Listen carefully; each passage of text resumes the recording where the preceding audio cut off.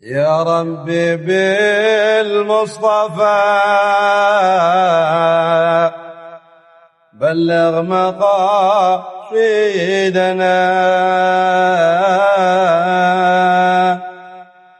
يا ربي بالمصطفى بلغ مقاصدنا واغفر لنا ما مضى يا واسع الكرم. Assalamualaikum warahmatullahi wabarakatuh. Nama saya Raihanatul Kudus. Saya ingin bertanya kepada Buya. Beberapa waktu yang lalu Zawiyah Jakarta mengadakan seminar mengenai khazanah keislaman. Salah satu pembicaranya merupakan dosen saya di Pascasarjana UI, Bapak Muhammad Edwin Nasution. Dalam seminar tersebut, beliau sempat mengatakan bahwa salah satu guru pertama yang mengajarkan mengenai ekonomi syariah atau perbankan syariah adalah merupakan seorang Yahudi. Ini merupakan ironi bagi kita umat Islam, terutama yang belajar ekonomi syariah, mengetahui bahwa guru pertama ekonomi syariah adalah orang Yahudi. Bukan tidak mungkin ke depan orang Yahudi akan mengacak-ngacak landasan ekonomi syariah kita. Yang ingin saya pertanyakan, apa peran Wirdul Latif untuk mengatasi masalah ini? Solusi apa yang bisa diberikan Wirdul Latif agar masalah ini dapat teratasi? Terima kasih dari saya. Wassalamualaikum warahmatullahi wabarakatuh. Pertanyaan yang di luar dugaan, suaranya sedikit nggak kedengeran tapi isinya ledakan, eksplosif. Masa wirid dibandingin sama ekonomi Islam yang boleh jadi udah diobok-obok sama semangat Yahudi. Ya, rileks saja. Saya katakan nggak ada sesuatu yang dicecerkan oleh Al-Quran. Ya, kita kembali menukik pada ketajaman Al-Quran. Jadi sekaligus saja tadi Ustadz Adnan bertanya, bagaimana kemudian Wirdul Latif ini bisa dipertemukan dengan Zawiyah Jakarta. Saya bilang, yang mempertemukannya itu adalah ijaz khawasul Quran yang sudah diseraduk gitu, ditabrak ya, sampai dihancurkan. Zawiyah Jakarta munculin lagi. Dan ini pertanyaan luar biasa. Dia tahu bahwa, dan diberitahu oleh dosennya tadi ya, oleh dosennya, bahwa yang pertama kali membidani ekonomi dan perbankan Islam justru orang Yahudi. Ya, memang rumit ini. Tetapi apakah di sini juga Al-Wirdul Latif bisa memunculkan perannya pada uraian mengenai syarah? Akan saya tunjukkan bahwa memang tidak ketinggalan Wirdul Latif ini akan berperan pada daerah ini.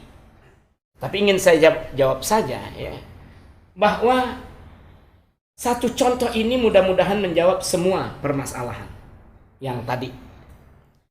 Tempo hari saya mengajukan pertanyaan kepada mahasiswa dalam satu ujian. Apakah Al-Quran mampu menjawab segala persoalan yang bergulir di tengah-tengah masa dewasa ini? Orang juga sering bertanya, dapatkah Al-Quran menjawab segala tantangan zaman? Ada anak yang berkata dengan lantangnya, yang lain bilang jawab dapat. Dia mengerti Quran dengan betul. Satu menjawab, tidak mungkin Al-Quran bisa menjawab tantangan zaman. Quran ayatnya cuma sedikit, masalah bergulir sangat banyak. Quran turunnya zaman dulu, orang Arab masih bodoh-bodoh, namanya zaman jahiliyah. Orang sekarang udah pinter-pinter. Masa mau disamain? Zaman yang populasi orangnya masih sedikit dan bodoh-bodoh dengan kehidupan masa kini. Saya kira tidak dapat. Saya berharap, pertanyaan kita kan variatif nih. Dari berbagai aspek dipertanyakan, termasuk yang terakhir soal masalah ekonomi. Ini sebelum kesimpulan terakhir, tapi ilustrasi ini perlu masuk. Di dalam ayat Al-Quran itu kan ada.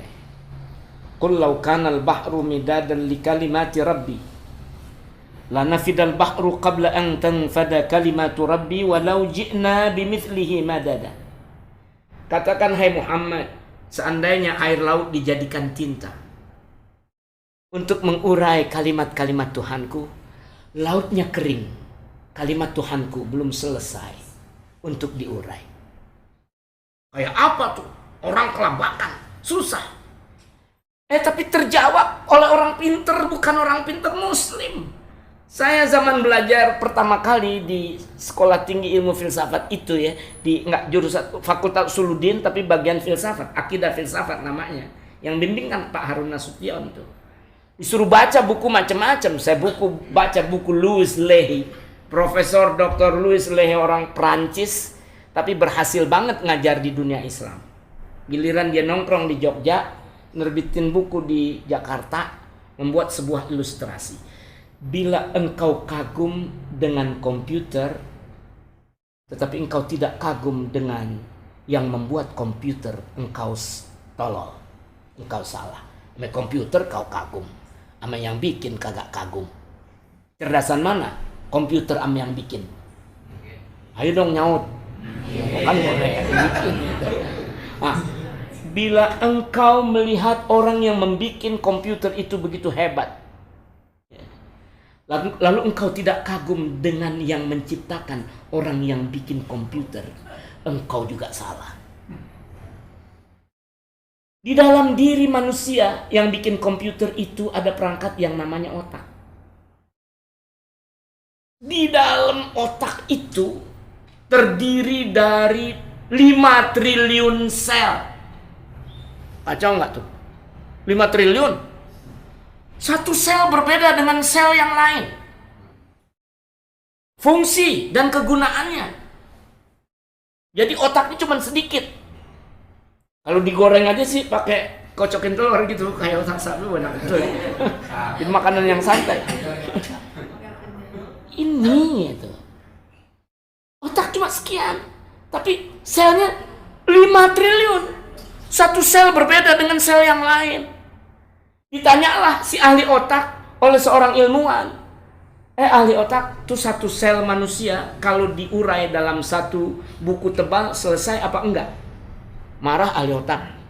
Ente tahu kerumitan otak?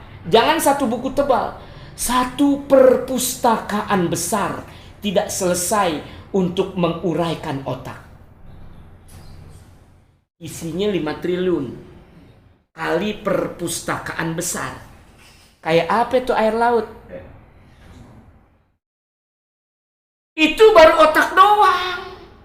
Bagaimana Al-Quran berkata wa fi anfusikum. Belum tuh kuping, belum tuh mata, belum ini, belum itu. Baru otak saja. Air laut udah kering kalau mau menguraikannya. Bila saya menganalisis ini dengan jawaban seperti sang profesor yang cerdas itu, apa arti permasalahan manusia? Yang bilang banyak ya dia. Yang bilang susah si A, si B bilang itu si gecel. Jadi sekian banyak varietas dari masalah kehidupan manusia yang disebut sulit oleh satu bagian, disebut gampang oleh bagian yang lain. Banyak itu sebuah tipuan pandangan. Kenapa dikait-kaitkan dengan Quran? Untuk menyempitkan itu. Oleh sebab itu, nanti pada saat saya mensyarahkan ini sesuai dengan kitab syarah yang saya baca, pertanyaan yang diberikan oleh mahasiswi sarjana ya S2 dari Fakultas Ekonomi Islam di UI ini mudah-mudahan akan terjawab. Sampai di sini jawaban saya untuk pertanyaan kelima tadi.